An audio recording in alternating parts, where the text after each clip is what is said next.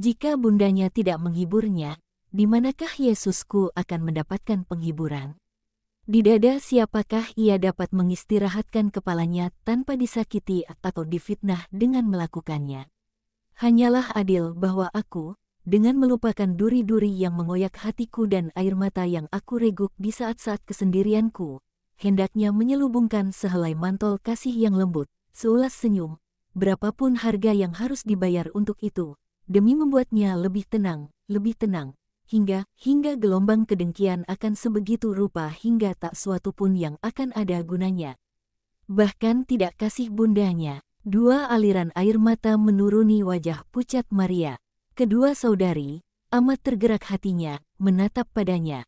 Tapi kami di sini dan kami mengasihinya. Lalu para rasul, kata Marta untuk menghiburnya. Ya, kamu di sini. Dan ada padanya para rasul. Mereka masih sangat kurang untuk tugas mereka. Dan dukacitaku terlebih dalam sebab aku tahu bahwa ia tahu segalanya. Jadi ia tahu bahwa aku bersedia untuk taat, bahkan hingga tahap mempersembahkan diriku sebagai kurban bakaran. Jika perlu, tanya Magdalena. Ya, kau adalah sukacita besar baginya di jalannya yang sulit. Oh, Bunda, dan Magdalena meraih tangan Maria dan menciumnya penuh luapan cinta. Tiberias berakhir dengan kebun-kebun sayur mayur di pinggiran kota. Sesudahnya ada jalanan berdebu yang menghantar ke kanan. Di satu sisi ada kebun-kebun buah-buahan, di sisi lainnya padang-padang rumput dan ladang-ladang yang terpanggang matahari musim panas. Yesus melanjutkan langkahnya masuk ke dalam sebuah kebun buah-buahan untuk beristirahat di bawah naungan pepohonan lebat. Para perempuan tiba padanya lebih dulu dan lalu si Romawi yang terengah-engah, dia sama sekali kehausan. Dia tinggal agak menyendiri, tidak berbicara, tetapi mengamati. Marilah kita menyantap sedikit makanan sementara kita beristirahat, kata Yesus. Ada sebuah sumur di sebelah sana dan seorang petani di dekatnya. Pergi dan mintalah padanya untuk memberi kita sedikit air. Yohanes dan Tades pergi. Mereka kembali dengan satu buyung air yang meneteskan air, dengan diikuti oleh si petani yang menawarkan buah-buah ara yang lezat. Kiranya Allah mengganjarimu dengan kesehatan yang baik dan panenan yang melimpah. Semoga Allah melindungi engkau. Engkau adalah sang guru, bukan begitu? Ya, maukah engkau berbicara di sini? Tidak ada seorang pun di sini yang menginginkan aku berbicara. Aku, guru, aku merindukannya lebih dari aku merindukan air yang akan begitu nikmat ketika orang kehausan, seru si Romawi. Apa kau haus? Ya, sangat. Aku sudah mengikutimu sejak dari kota. Tiberias tidak kekurangan sumber-sumber mata air sejuk. Jangan salah mengerti aku, guru, atau berpura-pura tidak memahami aku. Aku mengikutimu untuk mendengarkan engkau berbicara. Kenapa? Aku tidak tahu kenapa atau bagaimana. Itu terjadi saat aku melihatnya, dan dia menunjuk pada Magdalena. Aku tidak tahu, suatu mengatakan padaku, ia akan memberitahumu apa yang belum kau ketahui. Dan aku datang, beri dia sedikit air dan buah ara, supaya dia dapat menyegarkan tubuhnya. Dan bagaimana dengan pikiranku? Pikiran disegarkan oleh kebenaran. Itulah sebabnya mengapa aku mengikutimu. Aku mencari kebenaran dalam pengetahuan manusia. Aku mendapati penyesatan. Bahkan dalam ajaran-ajaran terbaik ada sesuatu yang tidak baik.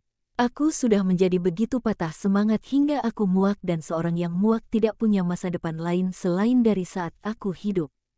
Yesus menatap tajam padanya sementara menyantap roti dan buah ara yang dibawakan para rasul untuknya. Santapan segera berakhir. Yesus, yang masih duduk, mulai berbicara seolah ia sekedar memberikan suatu pengajaran sederhana kepada para rasulnya. Juga si petani tinggal dekat sana. Banyak mereka yang mencari kebenaran sepanjang hidup mereka, tidak menemukannya. Mereka seperti orang-orang bodoh yang antusias untuk melihat dan meski demikian mengenakan penutup mata perunggu di mata mereka dan mereka meraba-raba mencari dengan tegang sehingga mereka pergi lebih dan lebih jauh dari kebenaran. Atau mereka menyembunyikannya dengan melemparkan ke atasnya berbagai hal yang oleh pencarian bodoh mereka pindahkan dan menyebabkannya jatuh. Tak ada suatu pun selain itu yang dapat terjadi pada mereka, sebab mereka mencari kebenaran di mana kebenaran tidak dapat berada.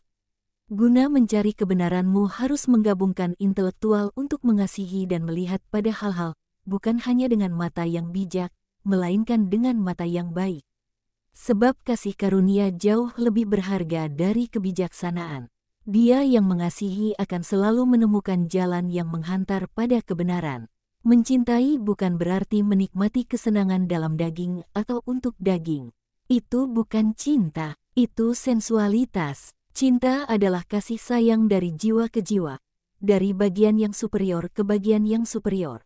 Sehingga laki-laki tidak melihat dalam diri pasangannya seorang budak, melainkan ibu dari anak-anaknya, dan tidak ada yang lain, yakni separuh bagian yang membentuk bersama si laki-laki suatu yang utuh, yang dapat memprokreasikan hidup atau lebih banyak hidup, yakni pasangan hidup yang adalah ibu dan saudari dan putri dari si laki-laki, yang lebih lemah dari seorang bayi yang baru dilahirkan atau lebih kuat dari seekor singa, seturut keadaan, dan yang sebagai ibu, saudari dan putri hendaknya dicintai dengan hormat perlindungan yang mantap.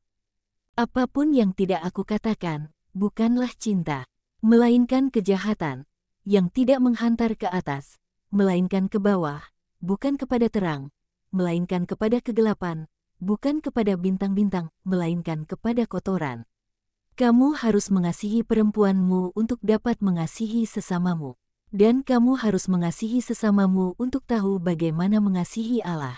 Dan jalan kepada kebenaran ditemukan. Itulah di mana kebenaran berada, wahai manusia yang mencarinya. Kebenaran adalah Allah. Itulah di mana kunci untuk memahami pengetahuan akan diketemukan. Ajaran yang sempurna adalah doktrin Allah. Bagaimana manusia dapat menjawab semua pertanyaannya jika Allah tidak bersamanya untuk memberinya jawaban-jawaban? Siapakah yang dapat menyingkapkan misteri-misteri ciptaan? Hanya dan sekedar misteri-misteri itu, selain dari Pencipta Maha Tinggi kita, yang menjadikan ciptaan. Siapakah yang dapat memahami yang mengagumkan yang hidup, yang adalah manusia, makhluk dalam siapa kesempurnaan binatang dipersatukan dengan kesempurnaan abadi, yang adalah jiwa. Dengan jalan mana kita adalah Allah, jika jiwa kita hidup, yakni bebas dari perbuatan-perbuatan itu yang akan memerosotkan yang tak berakal budi, dan yang, meski begitu dilakukan oleh manusia dan yang dibanggakannya. Wahai manusia, yang mencari kebenaran, aku akan mengulang perkataan Ayub kepadamu. Jika kamu ingin belajar lebih lanjut, bertanyalah kepada ternak, carilah keterangan dari burung-burung di udara. Yang merayap di bumi akan memberimu pengajaran dan ikan-ikan di laut akan memberitahumu segalanya.